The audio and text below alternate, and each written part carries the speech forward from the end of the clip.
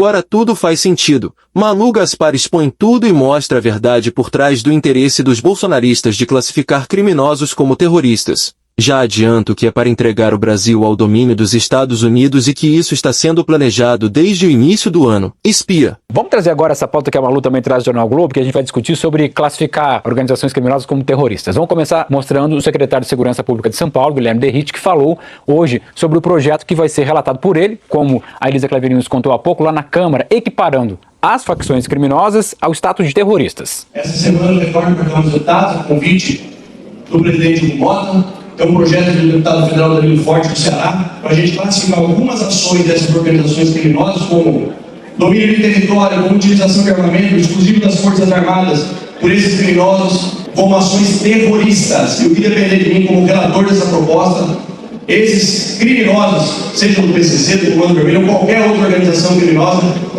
praticando atos e fatos típicos e jurídicos dessa natureza, merecem sim ser classificados como terroristas e que a legislação possa endurecer cada vez mais, não só o aumento de pena, mas a progressão do regime de cumprimento de pena, para que eles possam ficar muito mais tempo presos. Bom, sobre esse projeto aí de lei que propõe classificar as facções criminosas como terroristas, os especialistas temem que essa mudança possa abrir um caminho para que sanções econômicas e intervenções externas aconteçam no Brasil. Deixa eu falar com a Malu, porque a Malu escreve, acho que são duas matérias da Jornal Globo, né, que mostram muito bem do que a gente está falando. Porque nesse aspecto que a gente passa a facção criminosa terrorista, você coloca nesse bojo governador do estado do Rio de Janeiro, governo do estado, governo dos Estados Unidos, União, estados e empresas. Por que tá todo mundo de olho nessa história, Malu? Marcelo, é engraçado que esse debate está rolando abaixo do radar desde o início do ano e agora com essa polêmica eu consegui apurar as iniciativas que vieram sendo tomadas desde então. E o que a gente mostrou no Globo hoje? O governador Cláudio Castro vem desde o começo do ano fazendo uma campanha junto aos Estados Unidos, que por sua vez tem tomado iniciativas também para tentar fazer com que o Comando Vermelho aqui no Rio e o PCC, mais focado em São Paulo, sejam considerados organizações narcoterroristas. E como você falou, isso mistura tudo porque o governo do Rio foi à Embaixada Americana em Brasília no início do ano entregar um documento confidencial ao que eu tive acesso, apresentando uma lista do que seriam os benefícios para que o Comando Vermelho seja considerado uma organização narcoterrorista. E depois disso, o Cláudio Castro esteve em maio na Divisão Antidrogas Americana em Nova York para apresentar uma proposta de colaboração nesses mesmos termos para esse sujeito aí, que é o agente especial que comanda a Divisão Antidrogas Americanas, a DEA, lá em Nova York. E nesse mesmo período veio um enviado do governo americano para cá com esse mesmo pleito. Ele tentou se reunir com a Polícia Federal para apresentar essa proposta de que o Brasil precisa concordar com isso. Quanto país, que realmente Comando Vermelho e PCC sejam considerados organizações terroristas. O que muda nisso? Você tem todo um arcabouço legal nos Estados Unidos e internacional que autorizaria, por exemplo, os Estados Unidos a fazerem ações aqui como eles fazem na Venezuela. No início do governo Trump, eles decretaram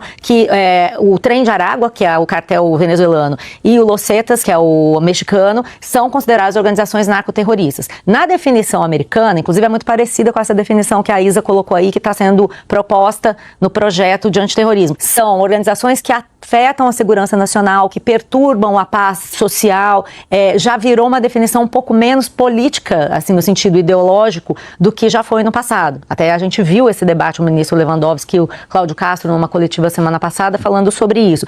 E por que isso é importante? Isso também abre espaço para sanções financeiras, como a que a gente viu, por exemplo, contra o ministro Alexandre de Moraes. Você tem as sanções OFAC, que são do escritório para coibir esse tipo de crime financeiro, crime relativo ao tráfico, e com isso você poderia, por exemplo, fazer com que alguns bancos que tivessem correntistas ligados ao PCC, por exemplo, fossem excluídos do sistema SWIFT, que é aquele sistema internacional de transações. Você pode colocar, a depender do acirramento dessa disputa internacional, até o Brasil na mira de sanções, como é o Irã, por exemplo, que o Irã tem organizações terroristas, e aí o Irã, o Estado iraniano, bancos e empresas iranianas são alvo de sanção por terem ligação com o terrorismo. Quer dizer, isso abre uma ampla gama de possibilidades e consequências que realmente têm sido consideradas pelo governo brasileiro muito perigosas. Inclusive, eu ouvi ontem de um integrante, um auxiliar do presidente Lula, me dizer que, olha, isso é uma grande irresponsabilidade. Mas por que o governador quer isso? O governador Tarcísio de Freitas também vem defendendo isso.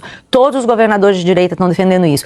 Porque a partir do momento em que você abre essa brecha, também se abre a possibilidade de o governo americano lidar diretamente com estados subnacionais, que são os estados brasileiros. Poderia, por exemplo, o Rio de Janeiro fazer um acordo, alguma aliança com o governo americano, que é o que ele foi tentar fazer aí nessa reunião. Você anula o governo federal da história. Exato, é o que eles estão tentando. Existe uma divergência sobre como combater o crime e agora esses governadores de direita descobriram um atalho. Vamos colar no governo Trump e tentar classificar essas organizações como terroristas, porque assim a gente não precisa do governo federal para fazer a nossa ação aqui. Essa é a base de toda a discussão na PEC da segurança, inclusive. Os estados dizendo, nós não precisamos do governo federal, nós vamos agir por conta própria. O governador Ronaldo Caiado, na coletiva da semana passada, falava isso. Não, eu falo com o governo, quando tiver um problema, eu falo com o governador tal, com outro, um manda reforço e a gente aqui faz uma ação.